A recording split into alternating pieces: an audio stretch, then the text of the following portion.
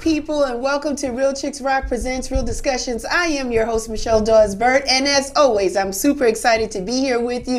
It is a beautiful day in the neighborhood, just a little chilly. We don't know where this cold weather came from, but it's here. It's a little breezy. The sun is out. We got coats. We got boots on, scarves. It's still winter in the A. But we are glad to be here. Again, just a beautiful Sunday afternoon. I'm so glad that you guys are taking some time to spend with me this afternoon, just to lean in and to listen. For all of the new listeners, we want to say thank you. We want to give you a little background about what Real Chicks Rock is all about. We're all about creatively collaborating and raising awareness that impact women, and we do it through community service, our public speaking, mentoring, workshops, and the arts. And we have been doing this particular platform here with the podcast and the talk show. This is our 7th season. We're about to start season 8 in April. I'm super excited about that. Yes, because we have had influential people that are passionate about what they do, right? And that today is no different. Today we're going to talk about our mental wellness. It's not just a buzzword. It is what some people are really dealing with and struggling with as we speak. And so today is very important to me, and I'm so excited to have this guest with me. I met her on another talk show, The Mental Space, hosted by Sean Garvey on News Talk 1380 WAOK. Thank you, Sean, for just pulling us together. And so it was a great conversation there. And I was so enlightened by her. I said, I need to have you on my show. And she said, yes. So without further ado, my guest today is Sharia Thomas. Hello, Sharia. Hi there, Michelle. Thank you for having me. Oh, it's my pleasure. Yes. Thank you for being here. Thank you for being here. Today's topic is being aware of our mental wellness. Right? It's not illness. We don't want to put it in a negative space, but we want to call it what it is, and we want to address it. It is, I don't even want to say it's rampant, but I think that because we are continuing to have these types of conversations, I think people are becoming a little bit more aware of what the triggers are, what trauma might look like for someone, and we're going to get into all of that. First, I want to talk with Sharia about who she is and how she got here and all that good stuff. So where are you from, Sharia? I like to say that I'm from Philadelphia. Okay. My family's from Philly, in Georgia. Okay. So we can say a mixture of both. Okay. Been in Atlanta, Georgia for most of my life, but roots are in Philadelphia. Okay. And a little bit about me is this journey in terms of mental wellness is a way of life. Okay. I've known from being a small child that I wanted to be a helper. Okay. It started as in the role of something traditional in terms of pursuing as a medical doctor, but it transitioned, meandered along the way.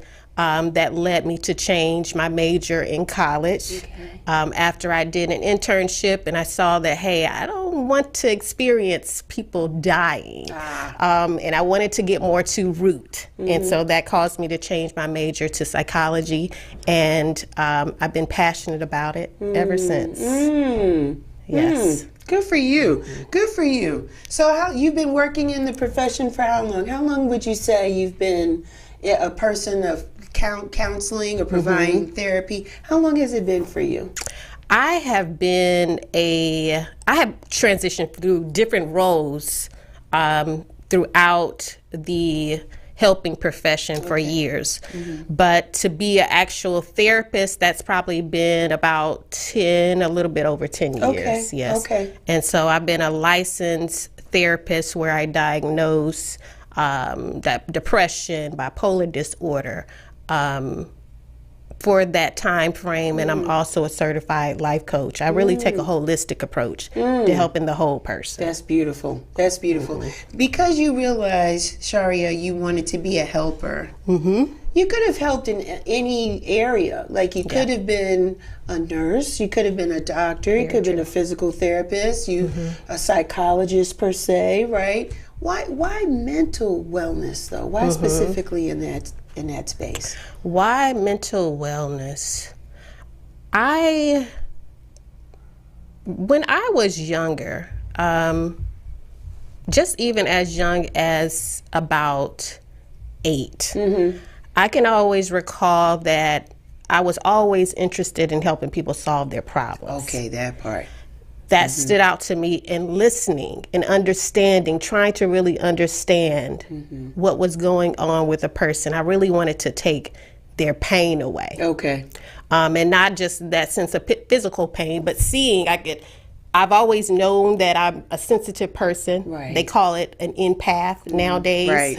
It's very cliche, That's I would the new say. word, yeah. Yes, that's the buzzword. Yes, the buzzword. An empath. But being empathetic, we all have that empathetic skill within us. Some need to hone it more. Some of us have it more innate. Right. But that's always been in me, to want to help others and take away their emotional and mental pain. And that's a good thing that you say you want to help take it away, but not take it on.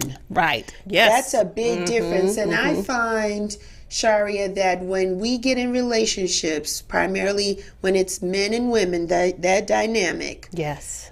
because we're nurturers and we're healed, we want to stop the pain. To yes. your point, right? We tend to take on or try can. to help to take on Yes. the issues that our partner is experiencing. And so I think it's very important for us to understand that we are not selfish when we say that we want to see you win and we want to see you overcome. There we go. But it's not for us to take that on with you. Most definitely. Right? It is Most a definitely. personal journey and a personal experience, which it takes a Sharia a moment in time to get there. I think we all get there at different points in our life. Yes. I think for me, it's when I got to, and it happens repeatedly where I say, I'm sick and tired of being sick and tired, right? When you want to see change for yourself, Yes. that's when you start to individually do the work, There we go. right? It's an Most definitely. individual Has to be.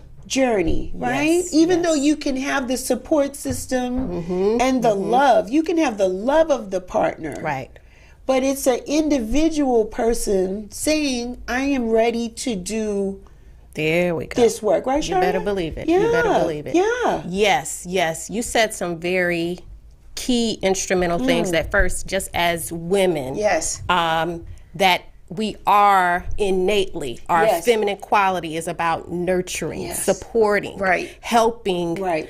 that feminine quality, which as men and women, we all have that feminine and masculine quality. That is true. And it's for us to balance those points within ourselves. But the sense of us taking on that, we'll say, stress Yes. of our partners. Just kind of throw out some statistics there. 70% of all Americans say they've experienced stress. Okay. Whether in the physical form, Right. where there's it manifests physically Right. with diabetes, with physical health concerns, or mental health concerns. Just 70% of us, Sharia. Feels like That is what they report, right? Exactly. I would say 100%, right? It feels higher than that, girl. That's human nature to experience Seems stress, higher right? than that. Man, okay, we thank God for the 70, that it ain't as high as they say, but it feels like it's more folks that's stressing out. I Okay. agree. Okay. But only 37% say that they can handle it. They know how to manage their stressors. Okay, that's real. Okay? That's real. And so you see that big gap of about almost a third, that actually will own up to that and say, you know what, I do. But then that very small portion that actually know how to deal with it, have the skills, like you said, the tools, the resources to know how to. Right. And I want to believe this, Sharia, and please correct me or support me, either way. I think based on what happens to you may require a different tool. Oh, yes. And so I'm gonna give this for an example. I felt like I was losing it the other day, and not to belittle or just be casual with it. I was really having a moment in my car, and I felt like the traffic was too much. Okay. I was on Old National. I was coming off 85, 285 thing and I was making a left on Old National. I'm just trying to get to LA Fitness, trying to get to the afternoon workout, right? The Trying to do evening good workout. for yourself, trying right? to do something good. Yes. And in the traffic and the people won't let you get in and merge and this and that. And in a moment in time, Shari, I felt like I am doing too much. I felt like me trying to hit this goal was unrealistic based on the time of day. It was 6 o'clock. I'm trying to get to a 6 o'clock class. Right. All of these beautiful people are getting off a hard day's work or picking up their kids. We are all trying to do something at this moment in time. And I sat in my car and literally tears started to roll down my face. I felt literally overwhelmed. Yes. And the only thing, the only tool that I had, and I'm doing air quotes for those that can't see me, is to take a deep breath. Good start. Right? I had to just keep breathing through this feeling that I had. And then the second thing I did, Sharia, was I extended myself grace. In a sense of saying, if you don't make the class, it's okay. There we go. It's okay. Yes. It is not the end of the world. Your world will not come to a crashing halt. People will not judge you because you didn't make this class. Yes. Right? Like, relax, Michelle. You have a lot of things on your plate. Grace yourself that you can't do it all the time. I really had to say that, like, really talk to myself in the car. I'm telling you, like, the tear rolled down my face, like that Navajo Indian commercial back in the day when it was like, keep our country clean, and he was just, the tear just rolled in my face, and I was just like, this is real. Like, life is really real. Like, we are really trying to juggle and manage all of these and navigate this thing, and it comes with no instructions sometimes, and it just hits you, and you're just like, oh my God. And I just had to breathe through it and take deep breaths. And then when I finally got to the gym, I felt better. But then there was still this underlying thing of guilt, like, but you're late. And I still had to grace myself through that and just let it be. There we go. There we go. Is that right? Yes. I had a moment, didn't I? You had a moment. You were triggered. Oh my God. Yes. I'm going to put in my skills that I teach my clients in terms of the biased expectations that we can place on ourselves. And so that sense of feeling like it's too much, need to do this, need to do that. You're trying to get through traffic to head to your next destination. Because of these standards that we place on ourselves. And they're so high, or there's so many. There we go. There's so many. There's so many, Sharia, because we feel as black women, come on here. Black women, we are in relationships, maybe not. We are parents, maybe not. We are caretakers, maybe not. For those that are getting seasoned, we're getting a little older. Our parents are getting older as well. That's a responsibility. We have careers, maybe not. We work for corporate, Even if we don't have a career, there's a certain expectation on us. There we go. When we work for someone else. And as black women, statistics show we are the lowest paid in the corporate America model. So we are working harder for less money. We can't make excuses. We can't tell them that we got to pick up Raheem from daycare. We can't say that our kid has an ear infection, because then they'll look at that as excuses. Is there a problem why you're not able to do your job? So we have a whole nother life that is nobody's business as we work every day. And then we are maybe grinders, hustlers, entrepreneurs on the side. We got this passion. By George, we gonna make this thing happen. Believe it. Right? So we're doing all this other stuff. I was like, girl, I had to catch my breath. It is a real thing. It is a serious thing. And then on top of all that, if we find or sense that somebody that we love or care about is going through anything, are we not there for them? You better believe we show up 106% for them. So this mental wellness is a serious thing. It's a serious thing because we have to do what we need to do to stabilize our own mental wellness. Right. But yet be in pocket or in reach for those that we love. Am I right about it? Most definitely. Okay. Most definitely. That's a lot. That's a lot. That's a lot. And it's because in our community that there has been that big stigma Yes. on reaching out for professional help, on that even mental health exists. Right. When at the core of it all, realistic, we look at it, we have to be right here Yeah. to connect here. Yes. And to navigate this life properly. And so I like to always say that mental health is every day. Every day. It is. It is. And we're not, when we just say mental health and we say wellness, because that's what it's about, living a life that's well, mind, body, heart, and soul. Right. But in the sense of having that mental health every single day is that you're implementing, we are doing what it takes to take care of ourselves every single day.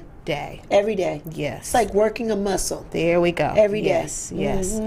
And, you know, as you were talking about, you were feeling overwhelmed, you were triggered, just the sense, I would give a tip out there. You know, we always we glorify this Superman, Superwoman Don't want persona. it. Yeah, don't want it. Throw it in the trash. Don't want Throw that. that in the trash, Yeah, don't okay? want that. When we talk about this sense of the biased expectations, that's what we're trying to play up to, that persona. And it's false, it's fake. But how about we set some boundaries? How about we say no to some things? We be realistic as to, you know what, this is not that important for today. What's my priority? That's good, Shara. Yeah. That's good. Yes. That's good. Gracing Give yourself ourselves. that. There we go. Yeah, Yes. because I had to do that just yesterday. I felt there were things that I could have worked on, should have worked on. I opted out, tapped out, There took you a nap. go. I took a nap. I was in the bed by 8. I was well. There we I was go. rested. Yes. Peaks of snoring. If you listened in, if you came in my room, and I just felt that was what you important, needed. and that's what I needed. And in order for me to take on whatever is next, I'm understanding I have to address the immediate There we need. go. Am I right? You are so right. I just want this to help other people because we are so hard on ourselves, especially if we didn't wash the dishes or if we didn't do this or we didn't, you know, again, things can be weighed, right?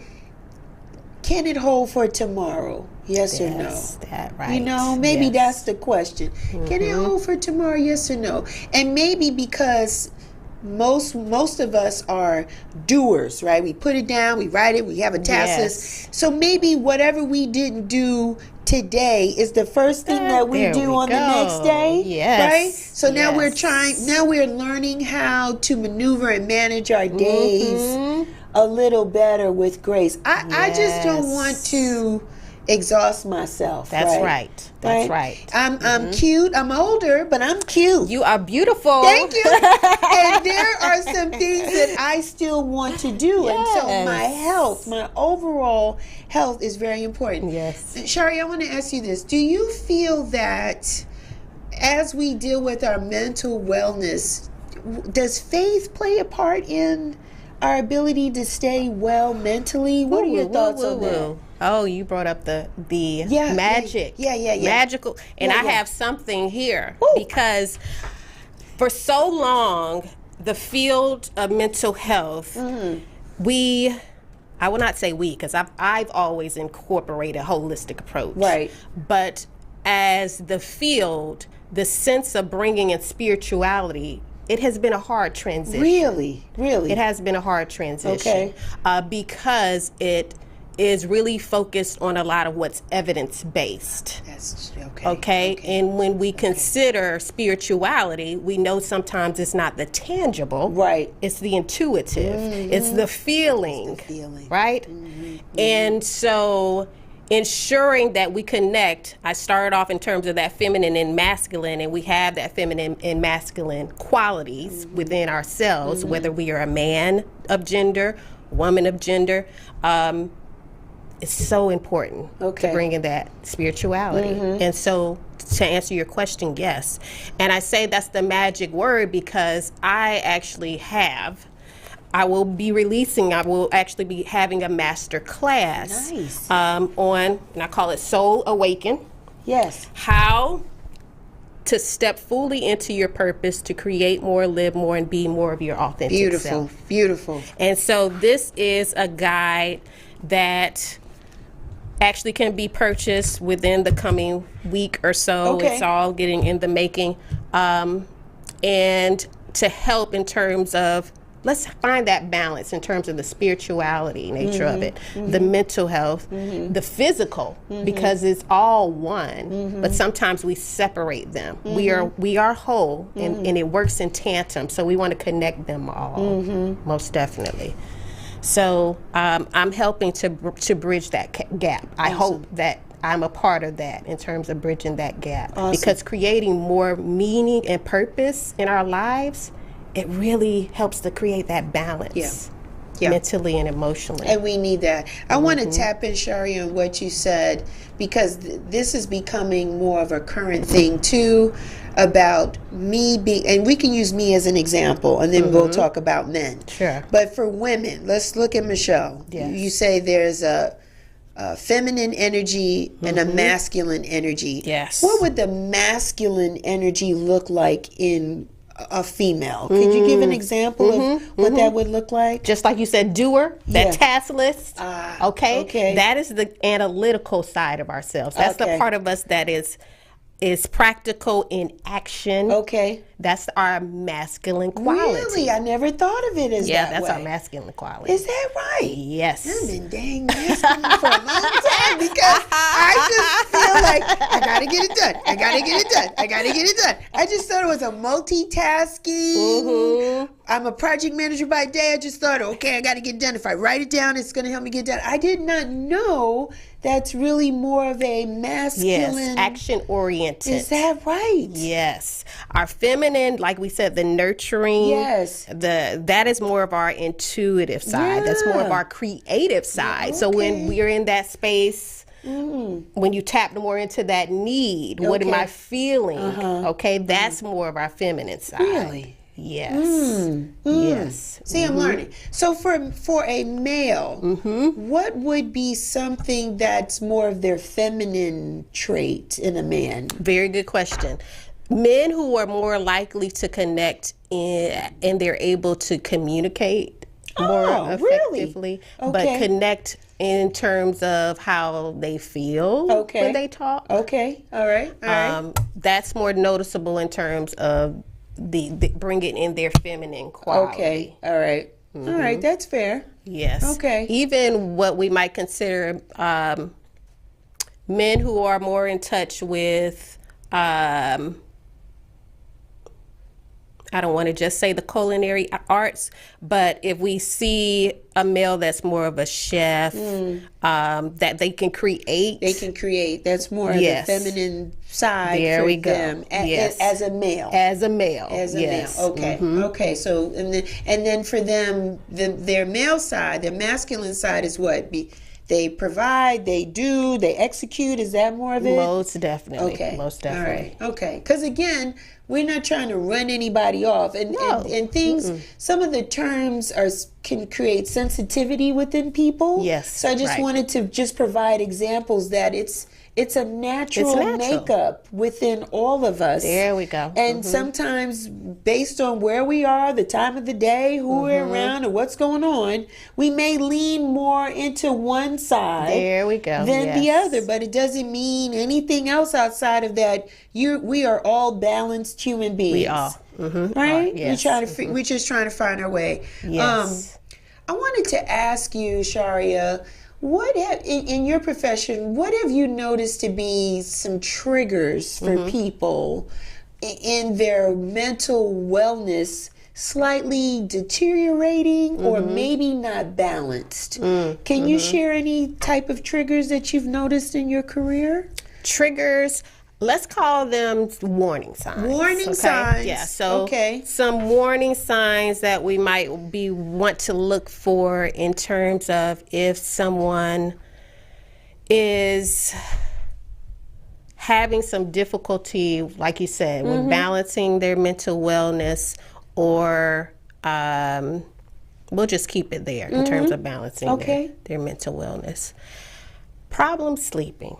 Problem sleeping. Really? So problems going to sleep, staying asleep, interruptions in our sleep patterns. That's a starting warning sign. Yes. I might be on to something here. Okay. All right. Okay. What else? Okay. What else let's could be keep- a sign? Let's keep some other signs going. Troubles concentrating. So Okay. say I'm working and I'm, like you said, that to-do list, I'm pretty good at getting things done, but I run into a space where it's just hard for me to focus. It's hard for me to concentrate on even maybe watching a TV show that's an hour long, but I can barely get through about 15 minutes. Something's going on here. Okay. Okay. So warning signs, okay? Another warning sign would be loss of appetite or increasing appetite. Okay. See, that connection in terms of some of the physical symptoms, it's easy for a person to just go to their medical doctor. Oh, I'm experiencing this. I haven't been able to go to sleep. My appetite changed. These are also indicators because it starts with stress. And it's demonstrating your body is trying to tell you that you're experiencing some levels of stress. Wow. Okay. Okay. Yes. And so I could keep going on if you like, but I want to show just the small changes that may happen. Okay. And what might be even a person's regular routine, that it just starts to change, and being mindful of that. And because they're so minor and they're slight changes, I've heard people say, "Well, I don't need a lot of sleep anyway. I don't eat much. I'm not hungry. I don't really have an appetite." And I think that we condition ourselves to just blow those things off, but it could be stemming from something deeper. There we go. And you bring a good point up. We're looking, when it comes to things starting to change, and it may be to where it may be diagnosable, or what we consider in my field is, we all go to a place where there's an adjustment. So we call it adjustment disorder. It may not be fully major depressive disorder. It may not be fully generalized anxiety or post-traumatic stress, but it may be an adjustment period in someone's life where they may have gotten a divorce. They may have lost their job. And so they're experiencing some levels or symptoms of depression or some levels of anxiety. And so that's more of that adjustment period. So it does depend on the duration of time. Okay. So say that some of those symptoms that we were discussing, and they're happening longer than maybe 2 weeks. Then it may be more than just perceived as adjustment. If there's a history, say in the past, this happened 2 years ago, then it happened another 5 years ago. Then we may say, hey, okay, this person might start to experience some levels of depression. Yeah, and depression comes in different ways, It right, does. Sharia? It's Because different for types. some people it's anger. There we go. Yes. They just say what comes to their mind. They don't care. They're just really disrespectful. It's just lashing out. For others, it could just be sadness. Yes, there we go. For others, it could be lack of motivation, right? There's an unwillingness to get up in the morning or to get out of the bed or to do their job or to do, I think for us, Black people, Black and brown people, but really speaking from as a Black woman, we're so conditioned to keep going. Oh, yes. To work through it. Girl, ain't nothing wrong with you. Push through. Push through. Prayer changes things, girl. You've been praying. Like, you're going to be all right. Like that kind of thing. And you try to tell yourself that, but there's this aching feeling that just clouds your vision, your thought process. And you're like, I don't know how to get out of this. Yes. It's real talk. For me, it happens if I'm in a relationship and the relationship ends, I'm in that space. Yeah. It is hard for me. Grief. It is grief. It is that's the label of separation, depression. right? Yes. Detachment. Yes. Then it's an association of wanting the memories of what yes. it was when it was good. It's a lot. It's people in my garden that will tell me, Michelle, you know, this is part of the process, which I, as a grown woman, I don't want to hear that.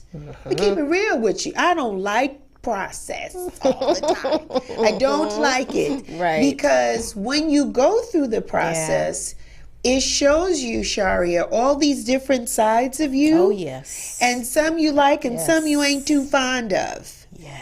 But it's a part of growth and maturing and the faith that we talked about, right? Just allowing the Most High Right. to cover us and know that what was then and it's over, and that greater is for us. There we go. That it's that peace. What keeps us stuck in this depressed state is that we don't believe that something better is on the horizon Very for us, good, so we very stay stuck in this space. Yes. Am I right? Oh, I'm yes. talking from my own experience.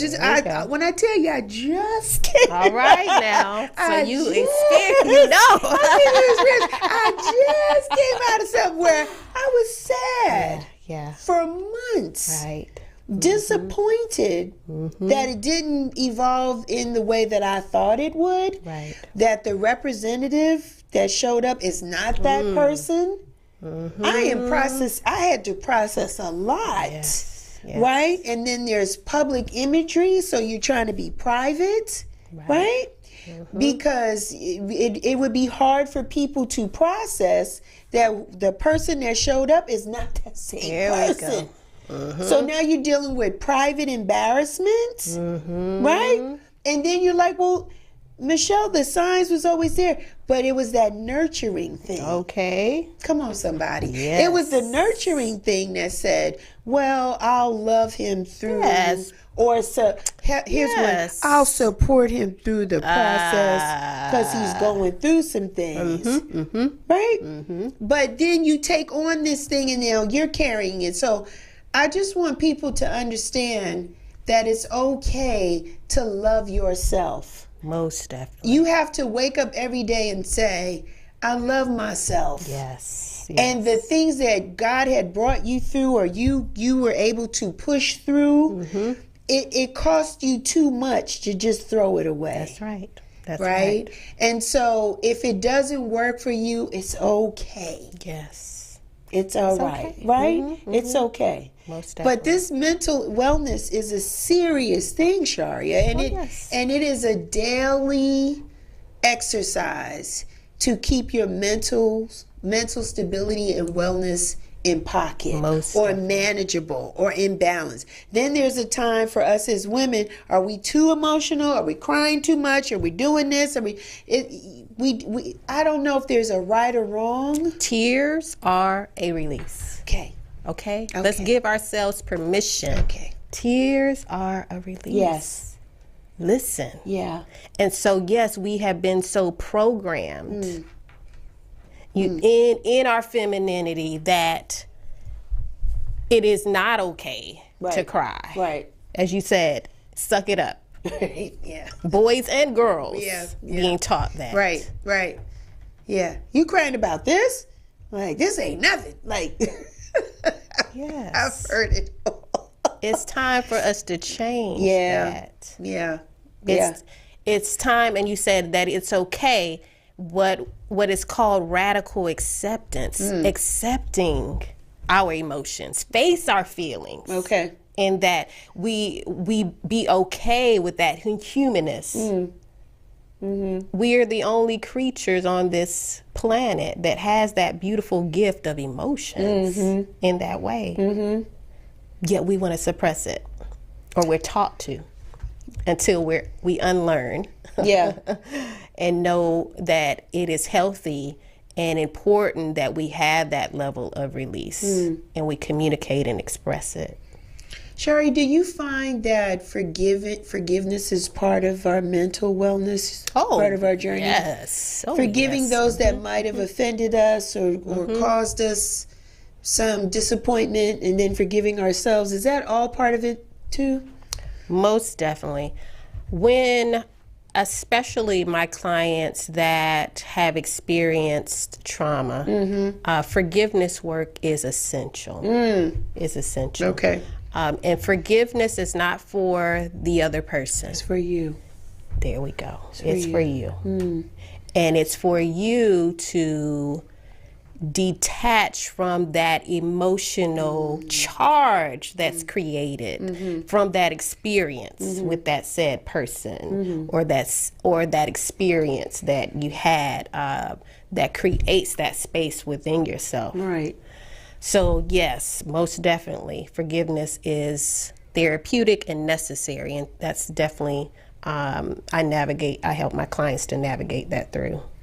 Sharia, what's your definition of self-care? Definition of self-care. That's a good question. Thank you. I've been told I ask good questions. Yes. My definition of self-care, and I normally say don't repeat the word in the definition, but I am. Your answer and your response? Okay. Yes. I'll give it to you. I'll give you a pass. Go ahead. Self-care is self-awareness, Okay. self-understanding, Okay. self-love. That part. That part. And how does that show up in terms of what you need on a regular basis to ensuring that you are taking ownership of how to show up in life, present yourself in a way that you can really give off that better. If it's not the best version, because we're always working towards that best version of ourselves, so being one better every single day. Right. So I'm putting forth that effort, whatever it is, prayer, meditation, exercise, ensuring that I'm caring for me, that I understand that when I am triggered, Right. that I do need to forgive this person or this situation. That's that level of self-awareness and understanding. Not the simplest when people will consider, oh, I'm going to go shopping or buy me that Fendi bag. Right. That's a form of doing something for yourself, and there's nothing wrong with that. Right, Definitely right. nothing wrong with that. But let's go a little bit deeper in terms of that sense of understanding self, and then we will know how to best deal with ourselves in terms of our well-being. Right. Right. Yeah. Yeah. It's a year later. It's really 3 years. This month marks 3 years when the pandemic had started. Yes. 2 years we'd been inside. I think last year we was really we had enough. We were starting to wiggle a little bit more and come out. And I know professionally that had been a challenge for you, at least for your clients. Would you say that the pandemic impacted us all? Oh, yes. Right? Yes. It's just because we couldn't touch, we couldn't be ourselves. Right. There were so many restrictions. Are you still seeing a residue of the pandemic impacts impacting your clients, your patients? I do see a residue. When we say a residue, meaning that, we learned during these last 3 years is creating what we call the new normal, this virtual life and transitioning back to face. And because of it, it has created new normal in terms of the workforce, where many are working remotely. Right. Myself included. I transitioned from having a building, an office, to virtually seeing clients remotely. Wow. And so when you speak of that residue, it definitely does still impact people in terms of how to navigate Right. working from home, how to navigate even, I've become so isolated, I've developed levels of social anxiety, and I get that from clients that they have started to experience social anxiety from that transition back to work. Some people are still not ready for that. They're not ready. Some are not. No. Wow. Yes. Yeah, I sense that with some people. And you could just tell because it's just, you could just tell that some people are still struggling with that they rather not be in a space with a lot of people. It's still this uncertainty. It's almost like a lack of trust. Like, I don't know what you got. Yes. And I know what me and mine have been exposed to, and we have been cocooned, or we take the precautions and do what we do. But I don't know what you have. And don't you dare sneeze or cough in public, because everybody in the room is looking at you like, you need a COVID test? Like, that's the thing now. Like, don't. Somebody said, are you all right? I was like, it's sinus, it's allergies. You can't have none of that now. It's like, are you going to be okay? Do you need to... it's a thing. It is. And it really even is. the fact that COVID-19 is asked on applications now. When you travel, it's been big, bold. These are the restrictions. These are the guidelines. It is part of our new normal. It is. So we all have to try to get to a place where this anxiety about that can be minimized or reduced, because I don't want to belittle it like a flu, but it doesn't have as much sting as it did 3 years ago. So we're starting to get it incorporated into our normal, health or practices, if you will, to your point. So, but I just know that our mental state most definitely was impacted. Most definitely. And just as you said, getting to a place of it being more of acceptable, a new normal, it has been very I will call it fear mongering, in terms of it's created a very fear-based belief for many. And that's why it makes it so hard to create that transition back to face-to-face. Right. And so that's where the profession comes into place, that, hey, you know what, I might need to seek some professional help. If I know I was such an outgoing person before, and it's so difficult to be around other people, or I'm always thinking the worst. Yes. If it's beyond what you can handle, seek help. Yeah. Seek some professional help. I had a few people that they weren't kicking it like I was. Okay. Because I'm social. I'm not a party person. I'm social. Yeah. And some of them really did struggle. Yeah. Almost had this is the end of the world kind of vibe. It was really hard for some people. And they did get help. They did. I'm happy to say that the people that I know that were struggling, and now they are out. That's good to hear. And they're balanced, and they know what works for them and what doesn't, and they know when they've had enough. There we go. So sometimes they come out, and if they feel that the room is getting a little bit too much, then they leave. They quietly just go. But at least I commend them for at least coming out and having an experience versus I don't want to come out at all. So it's still a work in progress, but I think people are learning what works for them.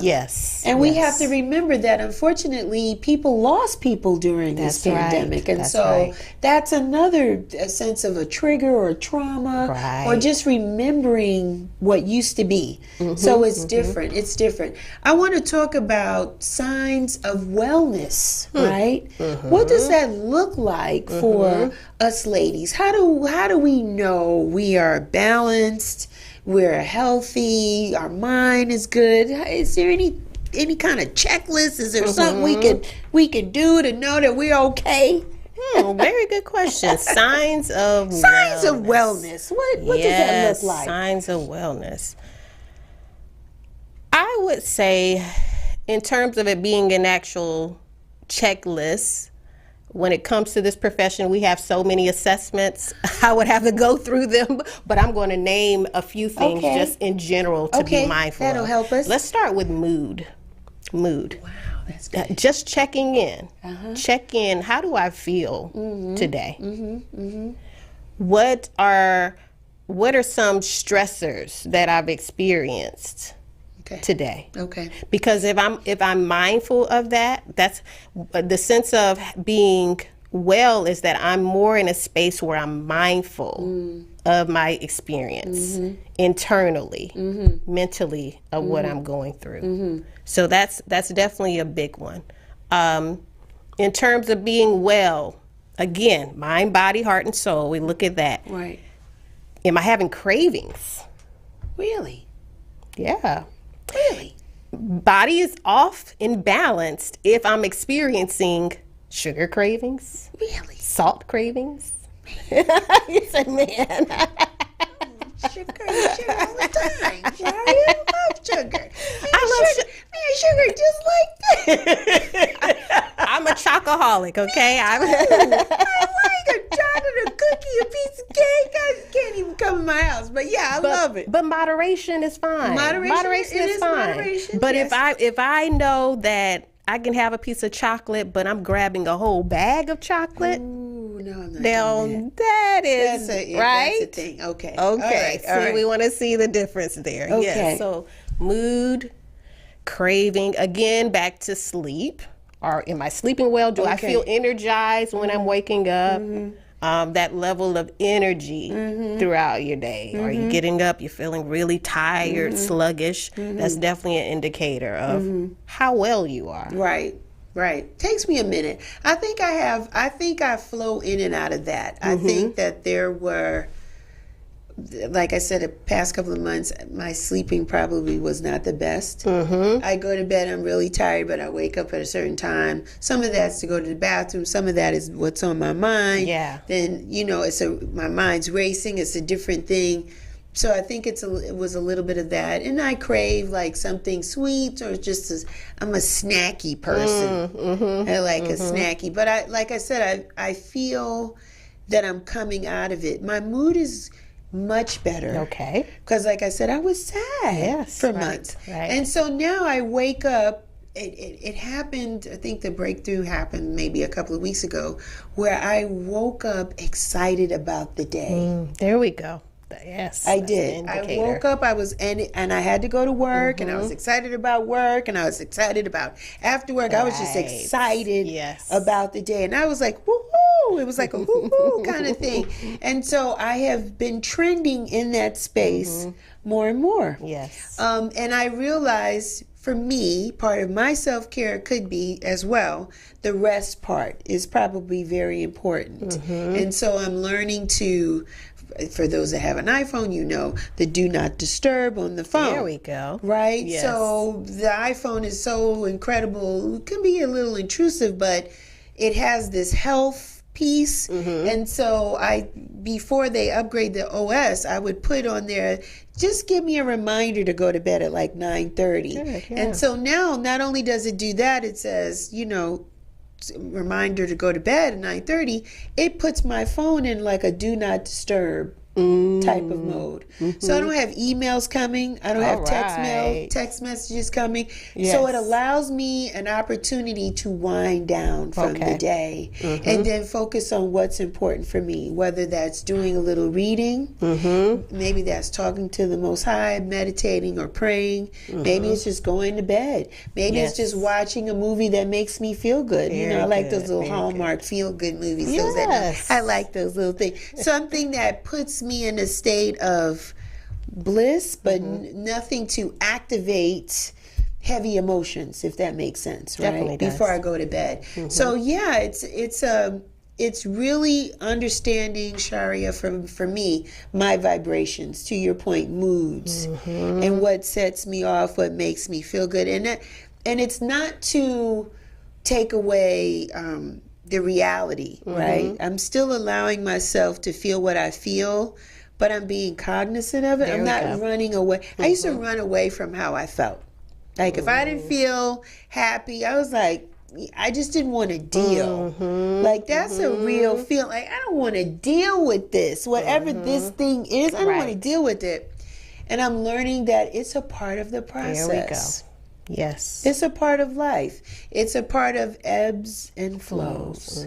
From a faith perspective, you'll have trials and tribulations. There we go. Right? Yes. It's a part of it. Right. And it's almost a maturity. Not to say that we're children, but it's a part of growth. Oh, I have something for that. Go on and say that. Go on and say it, Sherry. What do you want to said say? It's not that we're children. Yeah. I want to piggyback on something that you said Yes. in terms of especially what's the signs of that wellness. And you Right. mentioned about, hey, if I need to read a book or unwind and enjoy a nice movie, that level of rest and recovery Yes. is important too, which is very different than sleep. When we're asleep, we're entering point. yes we're entering a different level of consciousness in terms of our state. But resting, I could be wide awake, but doing something that's more relaxing, something that is not about just being in action productivity. All the time, yeah. And so that's necessary too. That's That's good. the part of that balance. That's good. That's probably Yes. what I like more than anything else is the rest and recovery. Being able to shut things off or down and just rest. There we go. Because I feel like we're always on this clock. You got to do this, got to do that, got to be here, got to do that, da-da.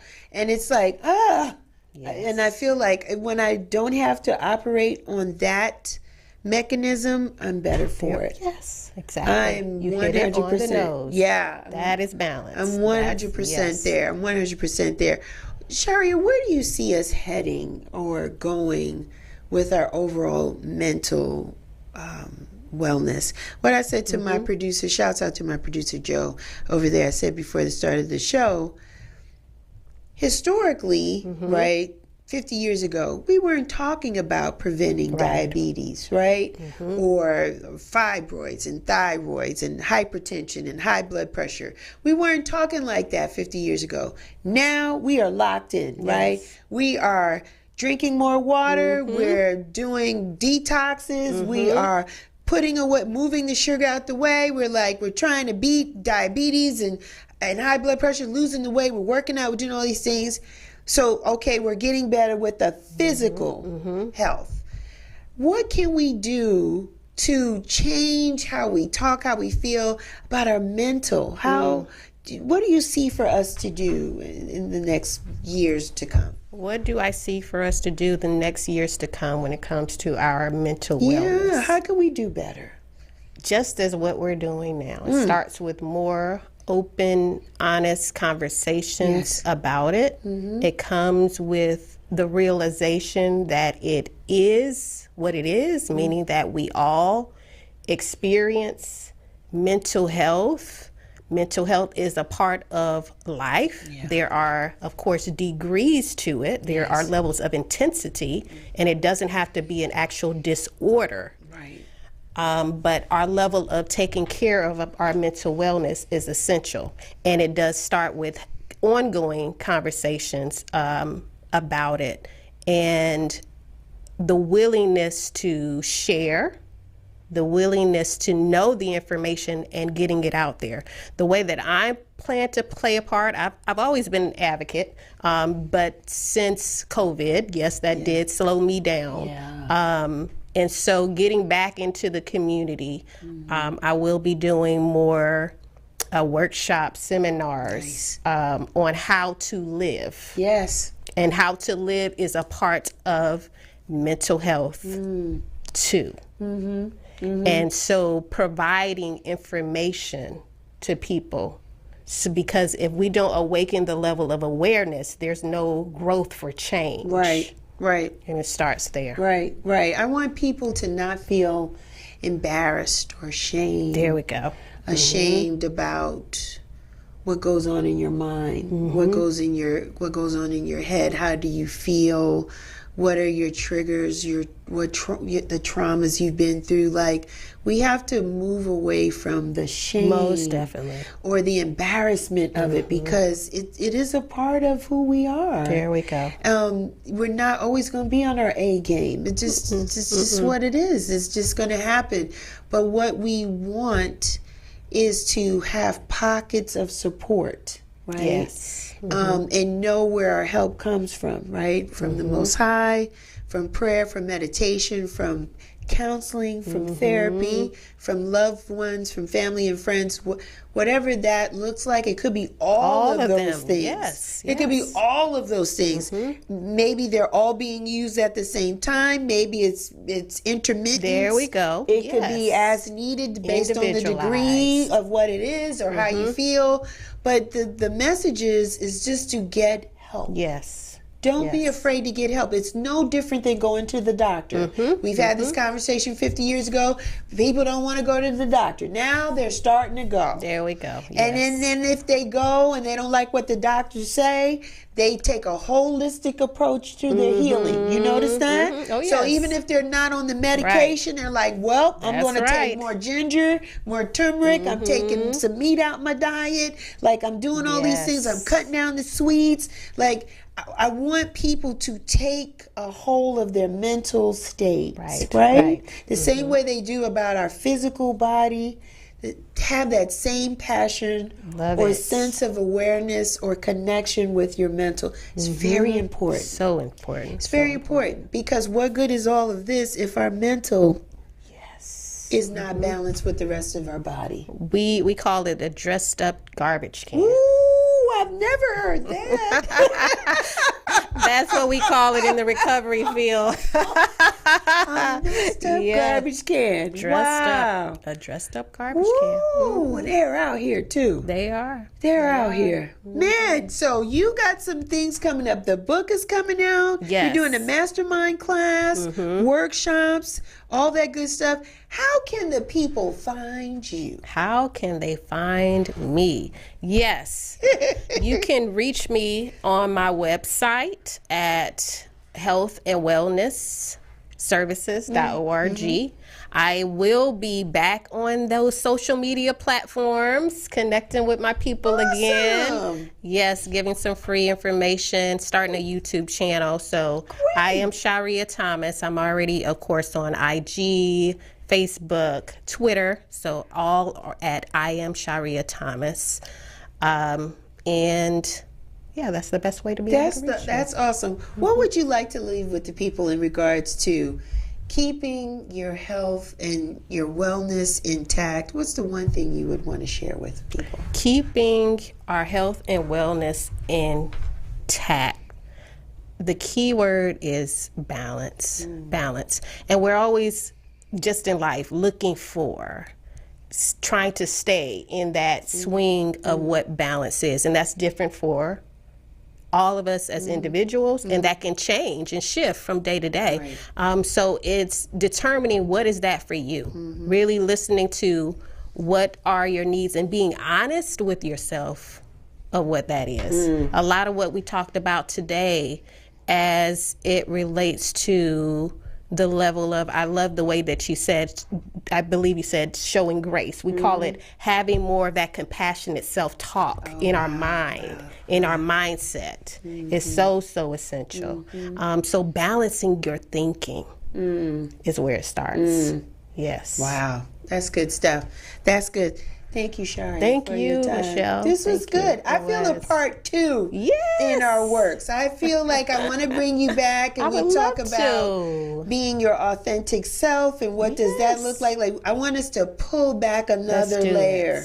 Like, this was nice, fundamentals, nice, warm and fuzzy. I want the people to trust us in this space. And then we're going to go a little deeper. All right. You know, when you send representatives up in your space, and what does that look like? And why would you have done that? And like, we're going to pull it back. Do it. We're going to pull the covers back. We'll let this marinate. Let the people feel this. That's right. A little taste of it. Yes, because I think in order for us to really help is that we have to, like you said, continue to have these conversations and not be afraid to discuss it. So thank you so much for your time and your experience today. Listen, people, you know me. Real Chicks Rock, I'm everywhere. You know where to find me. I'm on Instagram, I'm on Twitter, I'm on Facebook. Got realchicksrock.com. Go to the website. We're still hustling t-shirts over there. You know you need a t-shirt. Spring is coming. You need to have a t-shirt on your back. And listen, I'm going to be in Miami, Florida, April 22nd. That's right. Doing the Collective Brunch, right. Women of House Music Collective presents the Collective Brunch in Miami. I am the host. I'm going to be hosting with Vicky B and myself. We got some beautiful DJs that'll be curating the sound. We have a chef doing the food there on the spot. Like, it's going to be beautiful. So come check us out at the Moksha Arts Collective at 599 Northwest 71st Street in Miami, Florida. That's Saturday, April 22nd. Tickets are on sale now on Eventbrite. Go check it out. The event will be from 11 to 3. That's my time. But you know what? I always like to leave you with this.